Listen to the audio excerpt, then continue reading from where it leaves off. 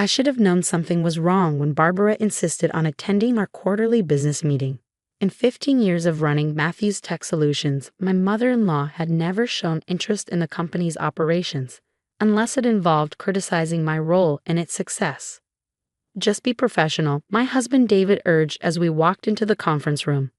"Mom's probably here to support the family business." His eternal optimism would have been endearing if it hadn't been so misplaced. I'd spent enough time around Barbara Matthews to recognize the predatory gleam in her eyes. The conference room was packed with our biggest clients and key stakeholders. I had spent months negotiating these contracts, building relationships that would take our company to the next level. Barbara sat at the head of the table, elegant in her designer suit, wearing that infamous emerald necklace, the one she loved to remind me was meant for a proper Matthews wife. "Everyone, please take your seats," I began, opening my presentation folder. "We're excited to discuss the new direction for..." Actually, Barbara's voice cut through the room like a knife. "I have an announcement to make first." David shifted uncomfortably beside me. This wasn't part of the agenda. As the Matthews family matriarch and majority shareholder, Barbara continued, each word carefully chosen, "I feel it's time to address some concerns about the company's leadership." My stomach dropped. Majority shareholder? That wasn't possible. David and I owned the company equally, or so I thought. "My son built this company from nothing," Barbara declared, shooting me a triumphant look. "While others may try to take credit, it's time everyone knew the truth about Matthews Tech Solutions." I watched in horror as she distributed folders to everyone in the room. "Inside, you'll find documentation showing that all patents and intellectual property belong solely to David Matthews. Any contracts signed without his explicit approval are null and void." The room erupted in confused murmurs. Our biggest clients, partnerships I cultivated for years, began flipping through the documents with concerned expressions. "Mom," David started, but his voice lacked conviction. "This isn't." Furthermore, Barbara spoke over him. "As of this morning, I've initiated a review of all recent contracts. Those signed by Sarah Matthews are suspended pending investigation." The room spun. Years of work, millions in contracts, all hanging by a thread because my mother-in-law couldn't accept that her precious son's success might be partly due to his wife. Mrs. Matthews, our largest client, Mr. Henderson, spoke up. "We've been working with Sarah for years. She's been instrumental in..." "And we appreciate your loyalty," Barbara interrupted smoothly. "But as the true patent holder, David will be handling all contracts moving forward." I looked at my husband, silently pleading for him to speak up. He sat frozen, wearing that same conflicted expression he'd had for 15 years whenever his mother overstepped. But this time was different. This wasn't about family dinner seating arrangements or holiday plans. This was my life's work. "Actually, Barbara," I heard myself say, my voice steadier than I felt, "I think there's something everyone needs to see." I opened my laptop, hands shaking slightly as I entered my password. Barbara's smile never wavered, but I caught the flicker of uncertainty in her eyes. "Sarah," David whispered, "maybe we should discuss this privately." "No," I cut him off. "I've stayed quiet for 15 years. I've watched your mother undermine me, belittle me, and try to erase my contributions. But not today." I connected my laptop to the projector, and the screen filled with a document I'd hoped never to need. The original patent applications for our core technology, dated 3 years before I even met David. "What is this?" Barbara demanded, her composure cracking. "Patent number 789,321. I explained, my voice growing stronger. "Filed by Sarah Chen, MIT graduate student, 2008. The foundation of what would become Matthews Tech Solutions." The room fell silent. I clicked through more documents, my original research papers, prototype designs, early investor meetings, all predating my relationship with David. "That's impossible," Barbara sputtered. "David developed it." "David improved the original design," I acknowledged. "We became partners in every sense. But these patents? They're mine. They always have been." Mr. Henderson leaned forward, studying the documents with newfound interest. "These are legitimate USP2 filings." "I met David at a tech conference where I was presenting this technology," I continued. "We fell in love, merged our talents, and built this company together. I took his name, but I never gave up my intellectual property." Barbara's face had gone from red to white. David, she turned to her son. Tell them this isn't true.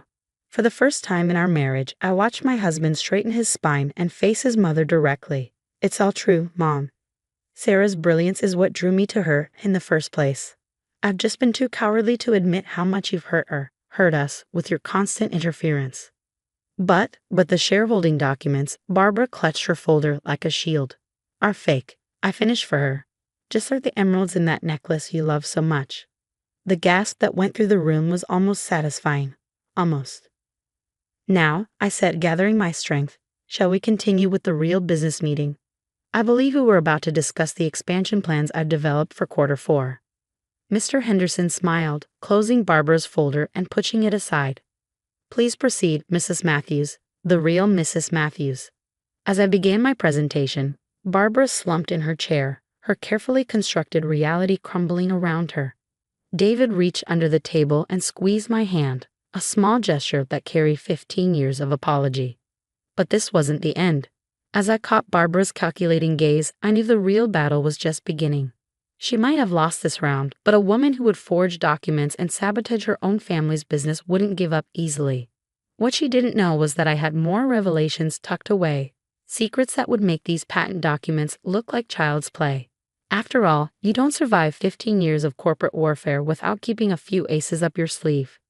Let Barbara plot her next move. I had stopped playing defense. The aftermath of the meeting was like watching dominoes fall in slow motion. Barbara stormed out, her Louboutin heels clicking aggressively down the hallway. David's phone buzzed incessantly with messages from his siblings. Apparently, their mother had already started spinning her version of events. She's telling everyone you forged the patent documents, David sighed, scrolling through the family group chat, and that you've been secretly working to push the Matthews family out of the company. I was organizing files in my office, pulling out more evidence I gathered over the years. Interesting theory, considering what I found in a corporate audit last month. David's head snapped up. What audit? I pulled out a thick manila envelope. The one I ordered after discovering unusual transfers from our R&D budget. Want to guess where $2 million went in the last year alone? His face paled. Mom wouldn't. Matthews Family Holdings, I cut him off. A shell company created 3 months after our wedding. Ring any bells? Before he could respond, his sister Emma burst into my office, her face flushed. Sarah, Mom's calling an emergency board meeting. She's trying to invoke some old family trust clause to force a buyout. I leaned back in my chair, surprisingly calm. Is she now? You don't seem worried, Emma observed, her eyes narrowing.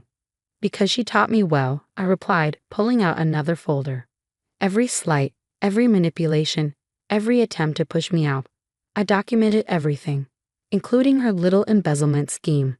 David sank into a chair. The R&D money, that's why she was so interested in those accounts. $2 million, I confirmed. Funneled through a fake research facility to pay for her new beach house in the Hamptons. The one she told everyone was a family inheritance. Emma's hand flew to her mouth. The house she promised to leave to my kids. Nothing like using stolen company funds to manipulate the grandchildren's affections, I said dryly. Classic Barbara. My phone buzzed. A text from Mr. Henderson. Barbara's contacting all major clients. Making serious allegations. Need to talk. She's trying to burn it all down, David muttered. I stood smoothing my skirt. No, she's doing exactly what I expected. Emma, when's the board meeting? Tomorrow morning. She's flying in the entire old guard, Dad's former partners, Uncle James, everyone who still thinks David is the sole genius behind the company. Perfect. I've been waiting for this gathering of the Matthews clan. David, I turned to my husband. It's time to decide whose side you're really on. Because what happens next will change this family forever. He met my eyes, and for the first time, I saw no trace of the dutiful son who'd let his mother run roughshod over our lives. I should have stood up to her years ago. Whatever you need, I'm with you. Emma shifted uncomfortably. Sarah, what exactly are you planning? I opened my laptop and turned it to show them the screen. Security camera footage played silently, showing Barbara in my office late at night, clearly searching through files. Last week, I explained, when she thought everyone had gone home. Watch what she takes from my desk. The footage showed Barbara stuffing documents into her designer bag, a triumphant smile on her face. The original contract drafts, David realized. The ones with her forged signatures. Along with evidence of 3 other shell companies she's been using to siphon funds, I added. She thought she was finding proof against me, but really. You planted it? Emma whispered.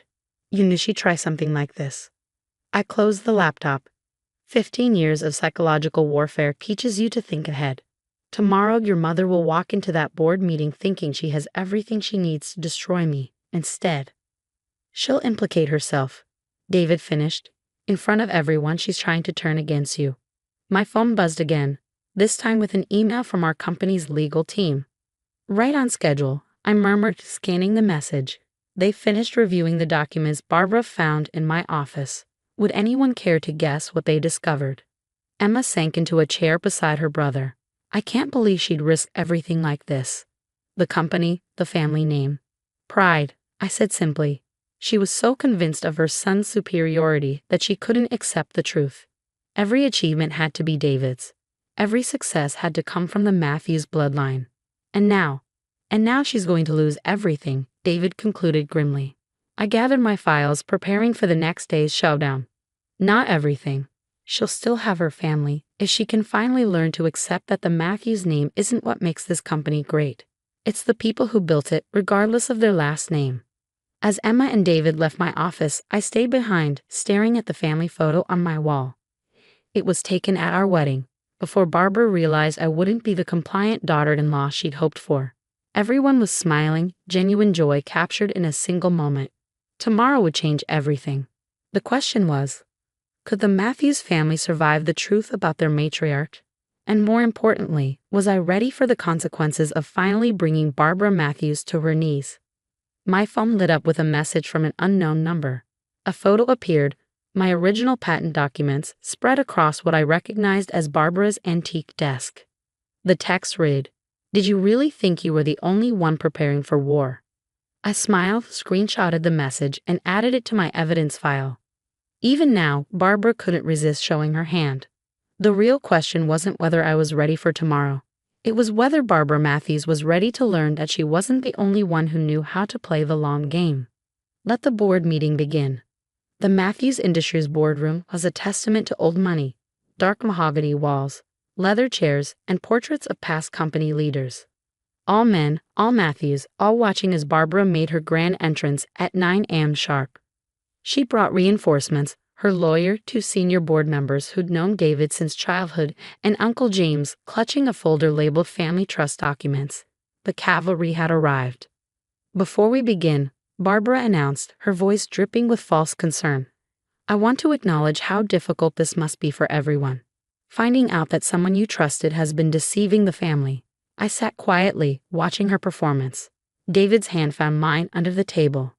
I have evidence, she continued, distributing folders, that Sarah has been systematically undermining Matthews Industries, forged patents, embezzled funds, and attempts to dilute family control.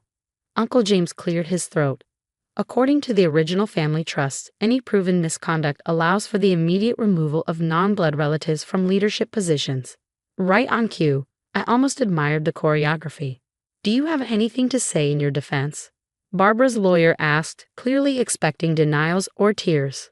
I stood slowly, smoothing my dress. Actually, I thought we could watch a movie first. Confusion rippled through the room as I connected my laptop to the projector. Barbara's smile faltered slightly. Security footage can be so enlightening, I commented, pressing play. Especially when it captures late-night office visits, document theft, and I paused for effect, phone calls about transferring company funds to personal accounts. The color drained from Barbara's face as her own voice filled the room. Yes, transfer another $500,000. No one checks those R&D accounts anyway. David signs whatever I put in front of him. Turn that off, she demanded. Oh, but we're just getting to the interesting part, I continued. The part where you discuss using company money to buy shares through shell companies. Very creative accounting. Uncle James was already flipping through the documents she distributed, his legal training kicking in. Barbara, these signatures. They're not even good forgeries. The best part, I added, opening my own folder, is that while you were so busy trying to frame me for financial crimes, you didn't notice your own paper trail leading right back to Matthew's family holdings. Your private account, your transfers, your fraud. The boardroom erupted in chaos. Barbara's lawyer was already packing his briefcase, making a hasty exit. The senior board members were huddled over documents, whispering frantically. "You set me up," Barbara hissed. "No," David spoke up, his voice firm. "You did this to yourself.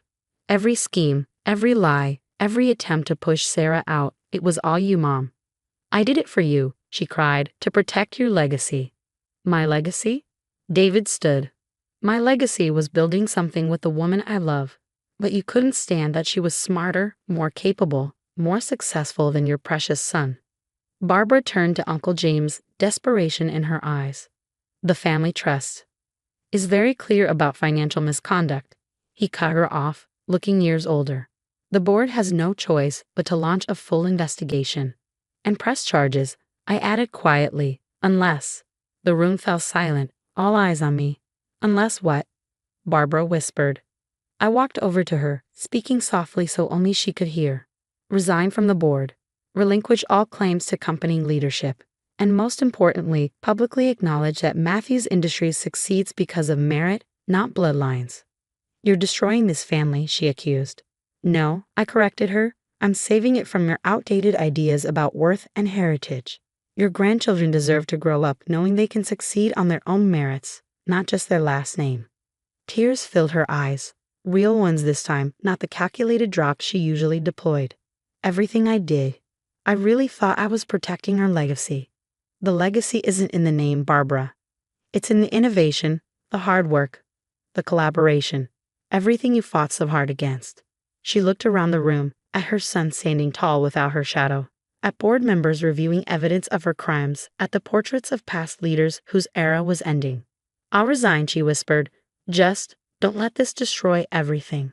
As the lawyers drew up paperwork and board members made calls, I watched Barbara Matthews sign away her power. It wasn't the victory I'd imagined all these years. Instead, I felt a strange mix of relief and sadness for a woman who'd been trapped by her own narrow vision of success. David wrapped his arm around me as we left the boardroom. "Think she'll ever change?" I thought about the family photo on my wall, about the grandchildren who deserve better, about second chances and grace. "Maybe," I said.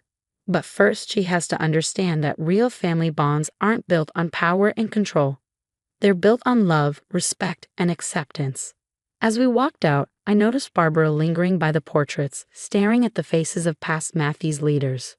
Tomorrow, these walls would feature new photos of innovators and leaders chosen for their brilliance, not their bloodline. Sometimes winning isn't about destroying your opponent.